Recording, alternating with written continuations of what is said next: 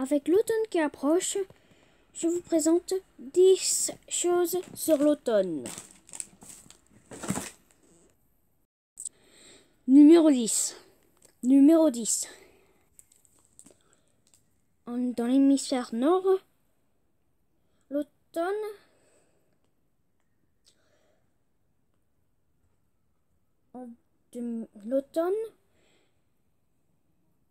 commence la plupart du temps le 22 septembre, comme par exemple en 2018.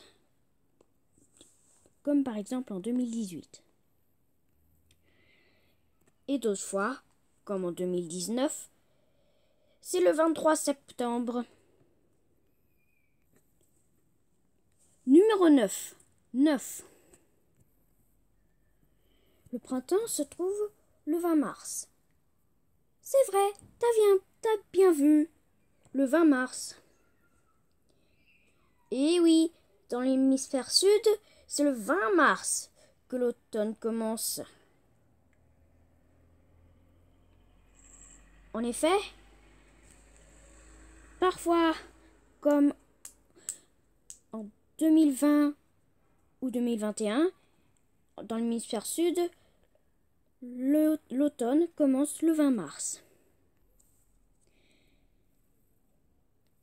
Et d'autres fois, comme en 2018, 2019, 2022 ou encore même 2023, eh bien, dans l'hémisphère sud, c'était le 21 mars.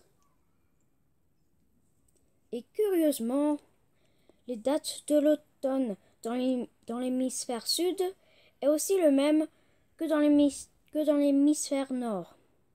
Et vice-versa avec les dates de l'automne de l'hémisphère nord qui coïncident avec les dates du printemps dans l'hémisphère sud. Numéro 8. Dans l'hémisphère nord, la partie du mois de septembre, c'est qui ne fait pas partie de l'automne, est aussi communément appelé l'été indien.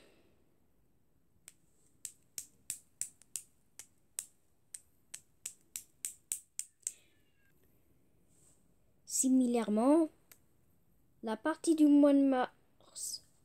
mauvaise image. Bonne image.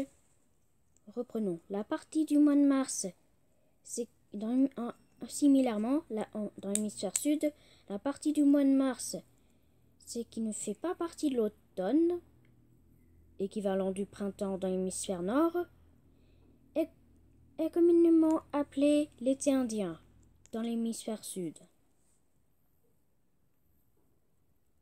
Numéro 7. Dans beaucoup calendriers de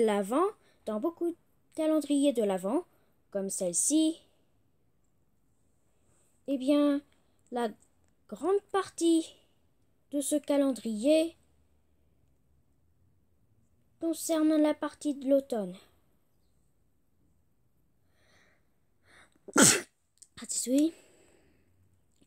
Tandis que l'hiver boréal ne concerne qu'uniquement une minorité. Numéro 6. La date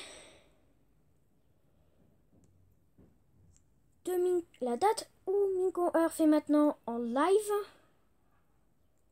c'est le 29 septembre, est bien dans l'automne boréal.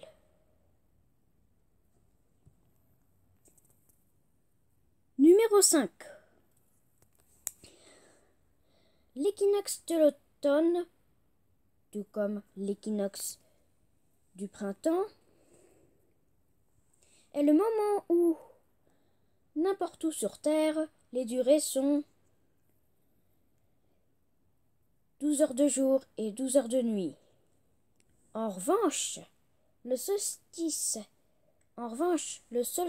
d'hiver est le moment où l'hémisphère sud a plus d'heures d'ensoleillement par rapport à la nuit que dans l'hémisphère nord. Et inversement, dans le solstice d'été, avec l'hémisphère nord obtenant plus d'heures d'ensoleillement par rapport aux nuits que dans l'hémisphère sud. En d'autres mots,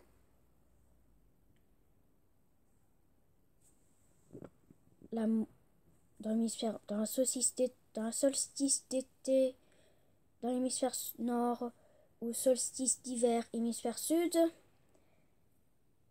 les jours sont 18 heures de long, tandis que dans le solstice d'hiver, hémisphère nord, et solstice d'été, hémisphère sud, eh bien, les jours, eux, ne durent que 6 heures.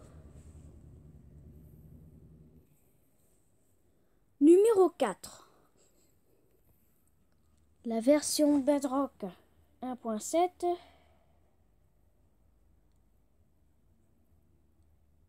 se déroule